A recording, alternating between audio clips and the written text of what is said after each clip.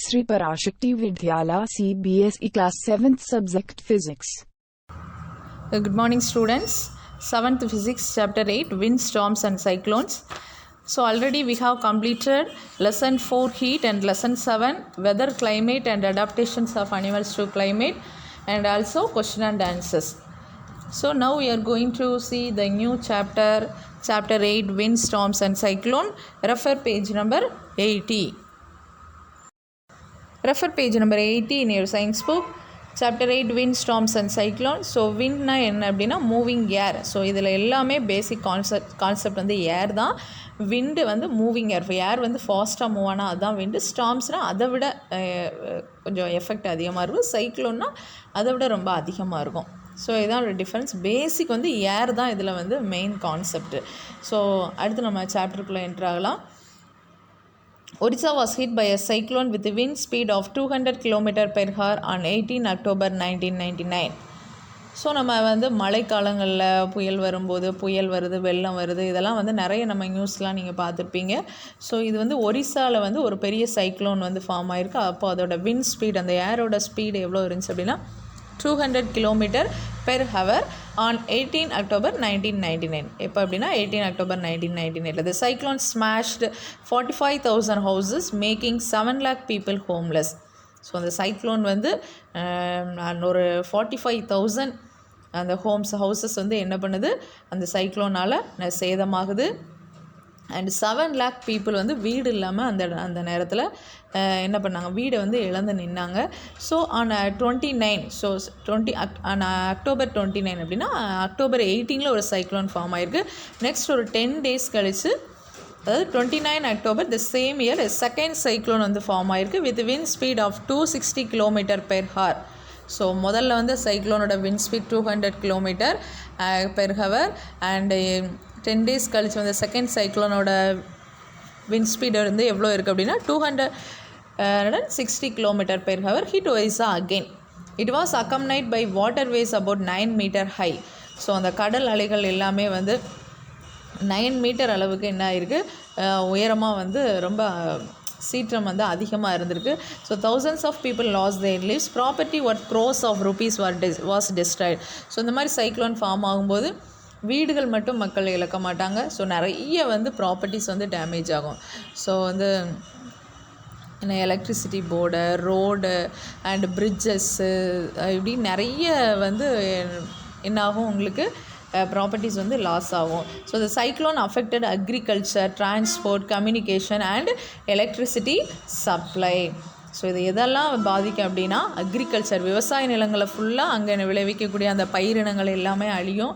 And transfer அப்படின்னா roads எல்லாமே damage ஆகிருக்கும், பிரிட்ஜஸ்லாம் இடிஞ்சு விழுந்திருக்கும். ஸோ ட்ரெயின் டிரான்ஸ்போர்ட் எல்லாமே வந்து அந்த இடத்துல ஸ்பாயில் ஆகும். கம்யூனிகேஷன் இருக்காது. ஸோ பவர் சப்ளை இருக்காது, எந்த கம்யூனிகேஷன் இருக்காது. அண்ட் எலக்ட்ரிசிட்டி சப்ளை இது எல்லாமே என்ன ஆயிரும், டேமேஜ் ஆகும். But what are cyclones?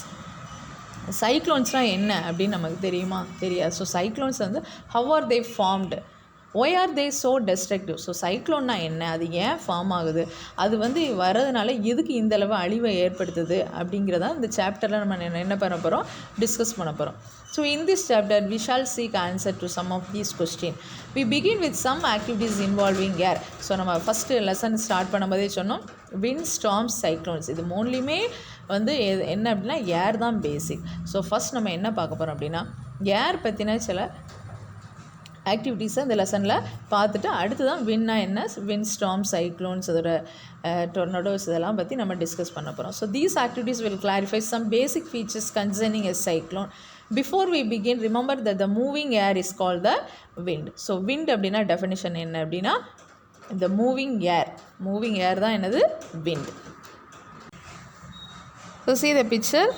The image taken by a satellite of a cyclone approaching the coast of Orissa. So ஒரிசாவோட அந்த சைக்ளோன் வரும்போது அந்த கடல் பகுதியில் எடுத்த அந்த சேட்டலைட் மூலமாக எடுத்த அந்த ஃபோட்டோஸ் தான் இது. ஸோ இது இப்படி தான் சைக்ளோன் வந்து ஃபார்ம் ஆகிருக்கு. சென்டரில் பார்த்தீங்கன்னா அப்படி தெளிவாக தெரியுது நமக்கு. ஸோ இது அப்போ எடுத்த photo. So courtesy Indian meteorological department, new Delhi. So நம்ம ஆல்ரெடி பார்த்துருக்கோம், இந்த வெதர் சம்மந்தப்பட்ட எல்லா விஷயங்களையும் பற்றின இன்ஃபர்மேஷனை கலெக்ட் பண்ணி டேட்டாஸை வந்து ரிலீஸ் பண்ணுறது இந்தியன் மெட்டீரியலாஜிக்கல் டிபார்ட்மெண்ட், இந்திய வானிலை ஆய்வு மையம். ஸோ அதனால தான் கர்டசி சொல்லியிருக்காங்க. So Indian meteorological department, new Delhi. So 8.1 air exerts pressure. So activity 1, whenever an activity involves heating, be very careful. It is advised that such activities are performed in the presence of an elderly person from your family, or carry out these activities in the presence of your teacher. So இந்த activities எல்லாமே வந்து கொடுத்துருக்காங்க. இந்த ஆக்டிவிட்டியை நம்ம பண்ணும்போது நம்ம கண்டிப்பாக வந்து எல்டர்ஸ் முன்னாடி தான் பண்ணணும், ஆர் டீச்சர் முன்னாடி தான் இந்த ஆக்டிவிட்டியை பண்ணணும் அப்படிங்கிறத ஃபஸ்ட்டு உங்களுக்கு இன்ஃபர்மேஷன் கொடுத்துருக்காங்க. ஸோ இதை நீங்கள் மைண்டில் வச்சுக்கோங்க. So you need to boil water இந்த ஃபாலோயிங் ஆக்டிவிட்டி. ஸோ இந்த ஆக்டிவிட்டியில் நம்ம வாட்டரை என்ன பண்ண போகிறோம், பாயில் பண்ண போகிறோம். Take a tin can with a lid. ஒரு டின் கேன் எடுத்துக்கிடணும். அதில் அதோட லிட் மூடி இருக்கிற மாதிரி. Fill it approximately half with water. Heat the can on a candle flame till the water boils. So அதில் ஒரு பாதி அளவு தண்ணியை எடுத்துகிட்டு அந்த வாட்டரை நம்ம ஹீட் பண்ணணும். எது மூலமாக அப்படின்னா கேண்டில் வச்சு நம்ம என்ன பண்ணணும், ஹீட் பண்ணணும், இந்த வாட்டர் பாயில் ஆகிற வரைக்கும். So let the water boil for a few minutes, blow out the candle. So water boil ஆனதும் நம்ம என்ன பண்ணிடலாம், கேண்டிலை அணைச்சிடலாம். Immediately put the lid tightly on the can. Be careful in handling the hot can. Put the can carefully in a shallow metallic vessel or a wash basin. Pure fresh water over the can. What happens to the shape of the can? So இந்த மாதிரி ஒரு டின் கேனை எடுத்துகிட்டு அந்த டின் கேனில் நம்ம என்ன பண்ணணும் அப்படின்னா வாட்டரை ஃபில் பண்ணிவிட்டு அந்த வாட்டரை நம்ம பாயில் பண்ணணும். பாயில் பண்ணிவிட்டு அந்த வாட்டர் பாயில் ஆனதும் அந்த லிட்டு வந்து டைட்டாக க்ளோஸ் ஆகி தான் இருக்கணும். இதை நம்ம எடுத்துகிட்டு ஒரு மெட்டாலிக் வெசல், ஒரு அகலமான ஒரு பெரிய பாத்திரத்தில் ஆறு வாஷ் பேசினில் நம்ம என்ன பண்ணணும், அந்த கேனை ப்ளேஸ் பண்ணிட்டு அதுக்கு மேலே நம்ம ஃப்ரெஷ் வாட்டரை என்ன பண்ணணும், ஊற்றணும். ஸோ அந்த கேனில் வந்து கேனோட ஷேப் மாறுதா மாறலையா அப்படிங்கிறது தான் activity. So can you guess why the shape of the can gets distort?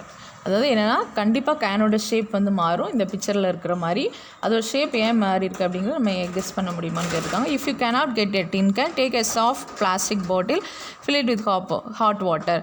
So அந்த மாதிரி டின் கேன் கிடைக்கல அப்படின்னா நம்ம என்ன பண்ணணும், ஒரு பிளாஸ்டிக் பாட்டில் எடுத்துகிட்டு அதில் ஹாட் வாட்டரை நம்ம ஊற்றி ஃபில் பண்ணணும். இப்போ பிளாஸ்டிக் பாட்டிலில் நம்ம கோல்டு வாட்டர் எடுத்து அதை வந்து நம்ம என்ன பண்ண முடியாது, ஹீட் பண்ண முடியாது. ஸோ மெல்ட் ஆகும் பிளாஸ்டிக். அதனால நம்ம என்ன பண்ணணும், பிளாஸ்டிக் பாட்டிலில் டேரெக்டாக ஹாட் வாட்டரை ஊற்றி இந்த மாதிரி லிட்டை வச்சு டைட்டாக இது பண்ணிட்டு அதில் நம்ம கோல்டு வாட்டரை நம்ம ஊற்றும் போது அதோட ஷேப் வந்து கண்டிப்பாக மாறும். So if you cannot get a tin can, take a soft plastic bottle, fill it with hot water, empty the bottle and immediately cap it tightly, place the bottle under running water. Recall now some of your experiences. So இந்த மாதிரி நீங்கள் பார்த்துருப்பீங்க, நம்ம சூடான வாட்டரை plastic கேனில் ஊற்றும் போது கண்டிப்பாக அதோட ஷேப் வந்து மாறும் அப்படிங்கிறத நம்ம கண்கூட இதுக்கு முன்னாடிலாம் பார்த்துருப்போம். So when you fly a kite, does the wind coming from your back help? So நம்ம கைட்டு நம்ம விடும்போது, பட்டம் விடும்போது அது வந்து எந்த டைரெக்ஷனில் ஏர் போதோ அந்த டைரெக்ஷனை பார்க்க தான் என்ன பண்ணும், அந்த கைட் வந்து போகும்.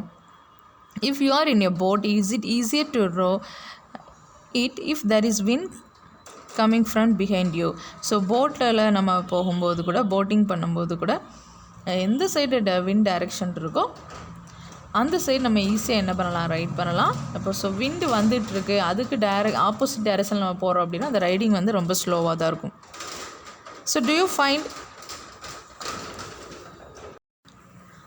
you find it difficult to ride a bicycle against the direction of the wind? So நம்ம பைசைக்கிள் ரைட் பண்ணும்போது ஆப்போசிட் டைரெக்ஷன்லேருந்து ஏர் ஃபாஸ்ட்டாக மூவ் ஆகுது அப்படின்னா நம்மளால் சைக்கிள் வந்து ரைட் பண்ண முடியாது, ரொம்ப கஷ்டமாக இருக்கும்.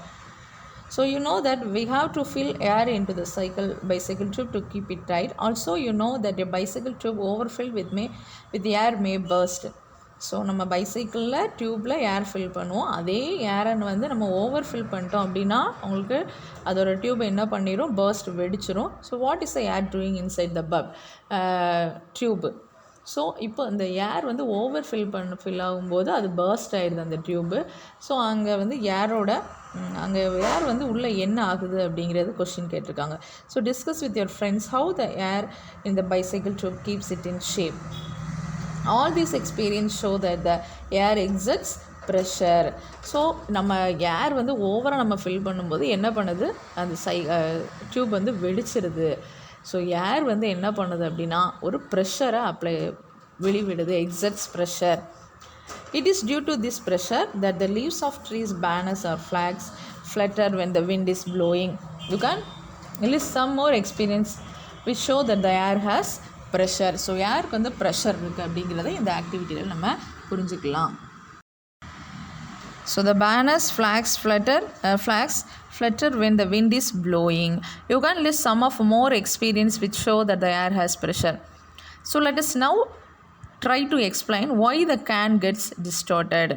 ஸோ இப்போ நம்ம என்ன பண்ணணும் அப்படி அந்த கேனோட ஷேப் ஏன் மாறிச்சு அப்படிங்கிறத நம்ம எக்ஸ்பிளைன் பண்ணலாம். So as water is poured over the can, some steam in the can condenses into water.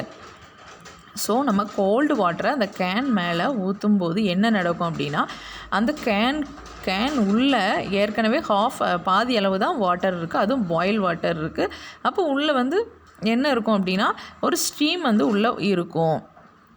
அந்த ஸ்டீமில் இந்த கோல்டு வாட்டர் வெளியிலேருந்து கோல்டு வாட்டர் அதில் படும்போது அந்த ஸ்டீம் வந்து என்ன ஆகும் அப்படின்னா கண்டென்ஸ் ஆகி வாட்டர் உள்ள அந்த ஸ்டீம்னா அது வாட்டர் வேப்பர். ஸோ அந்த கோல்டு வாட்டர் வெளியிலேருந்து படும்போது அது வந்து என்ன ஆகுது அப்படின்னா கண்டென்ஸ் ஆகி வாட்டராக மாறுது, reducing the amount of air inside. So அதனால் அந்த ஏரோட அமௌண்ட் வந்து உள்ளே குறையுது. ஸோ எப்படி அப்படின்னா இங்கே கீழே வந்து பெரிய குளம், ஏரி இதெல்லாம் இருக்கும். இதில் சன்லைட் படும்போது இந்த வாட்டர் எல்லாம் வேப்பராகி வாட்டர் வேப்பராக மேலே போயிடும். மறுபடியும் கூலான ஏர் அந்த வாட்டர் வேப்பரில் படும்போது அது ஸ்மால் வாட்டர் ட்ராப்லெட்ஸாக மாறி மழையாக கீழே வரும். ஸோ வாட்டர் வேப்பர் கண்டென்ஸ் ஆகும்போது வாட்டராக மாறுது. அதே ப்ராசஸ் தான் இந்த பாட்டில் உள்ள வாட்டர் வேப்பர் இருக்கும்.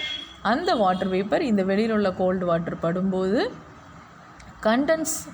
அந்த இடத்துல கண்டென்சேஷன் ப்ராசஸ் நடக்கும்போது அது வாட்டர் ட்ராப்லெட்ஸாக மாறும்போது அந்த அமௌண்ட் ஆஃப் வாட்டர் உள்ளே என்னாகும், கம்மியாகும்.